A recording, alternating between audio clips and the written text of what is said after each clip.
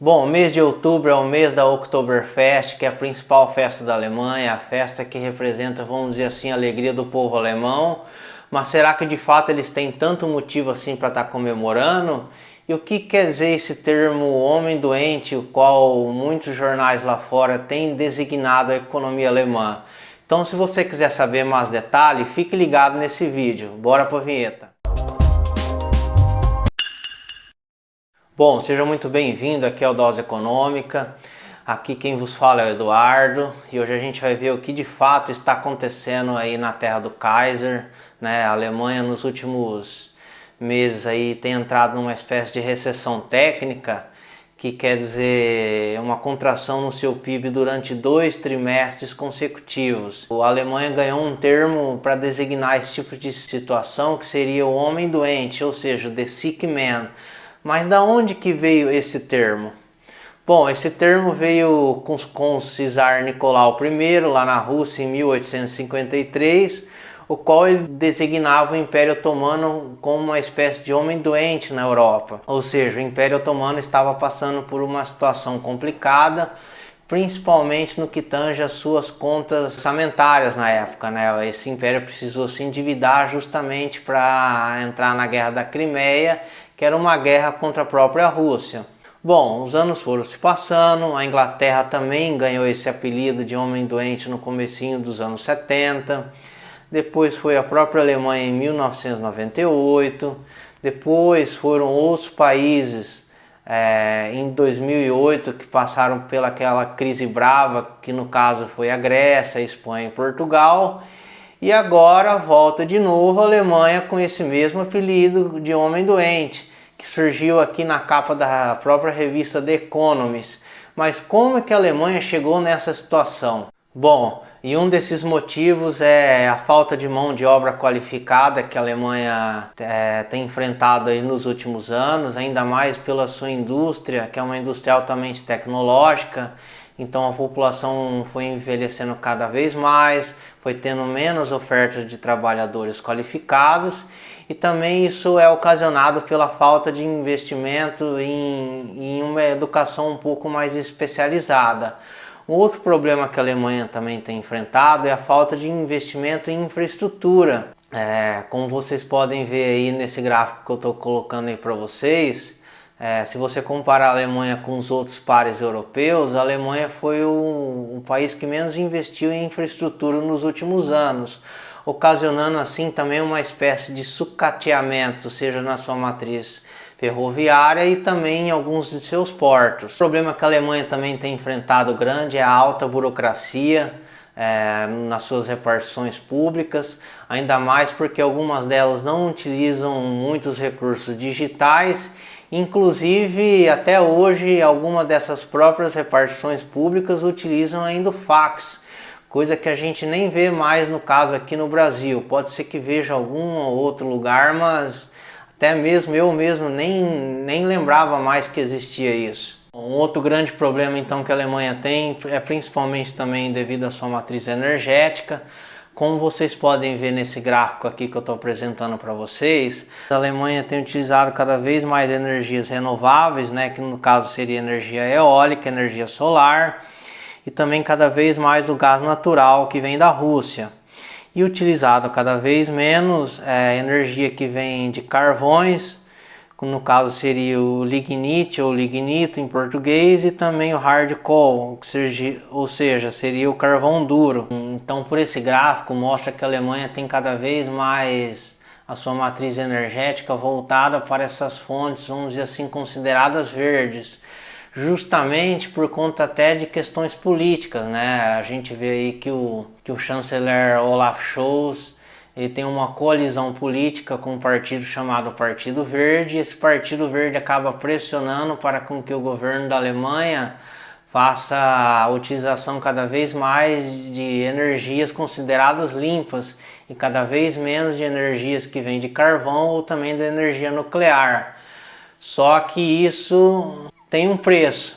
E o preço que se paga é que a Alemanha ficou muito dependente do gás russo, né? Que é o gás natural que abastece grande parte das suas fábricas, e a Rússia cortou esse gás que mandava para a Alemanha, o preço da energia subiu, as fábricas que poderiam utilizar a fonte de energia eólica e solar acabam sendo prejudicadas, porque a energia eólica e solar ela tem um limite de uso, que no caso seria a falta de sol, às vezes a falta de vento suficiente, também favorecido pelo clima.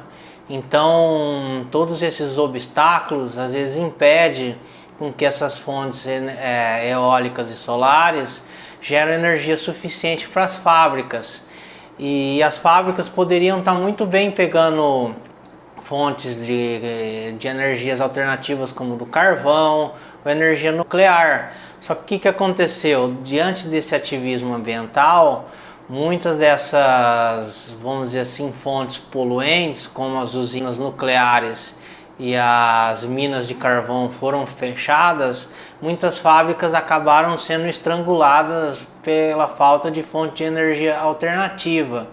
E isso trouxe uma série de consequências no setor produtivo da Alemanha, principalmente aí no caso das grandes indústrias, né, como é o caso da BASF, que é uma empresa de setor químico que não tem ajuda do governo no subsídio na conta de energia.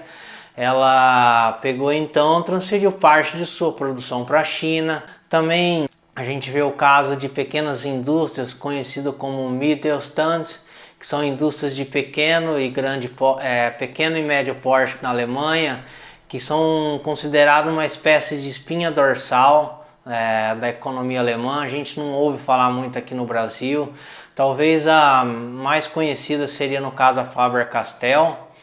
E essas empresas também de pequeno e médio porte também têm ido para outros países, como é o caso da República Tcheca, que é um país que não reduziu tanto assim a sua independência nuclear, né? Então várias fábricas estão sofrendo esse peso da questão da energia, mas também de outros problemas estruturais que a gente viu aqui. Uma outra consequência é no clima de negócios, né? Isso tem ocasionado expectativas negativas em vários setores da economia alemã, como a gente pode ver aqui no setor de manufatura, no setor de serviços, no setor de comércio e no setor de construção. Tem caído cada vez mais o clima de negócios, né? E além desses climas de negócio que tem caído, um outro problema também que tem prejudicado muito a Alemanha, que a sua indústria é muito vulnerável ao setor externo. É o caso, por exemplo, do setor automotivo, que exporta muito para a China.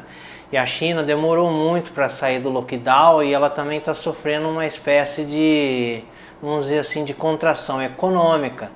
Então o que acontece? Tem diminuído muito as exportações para esses países e as indústrias também sentem essa falta de pedidos, né? Então a economia alemã ela acaba sendo muito mais, vamos dizer assim, muito mais dependente do que acontece em um certo contexto global. Bom, mas há alguma imagem que mostra de fato esse homem doente, ou seja, o The Sick Man, como apontou aí a revista The Economist? Sim. E a imagem é esta aqui que eu estou colocando na tela, que seria as projeções do PIB para 2023 e 2024 de vários países.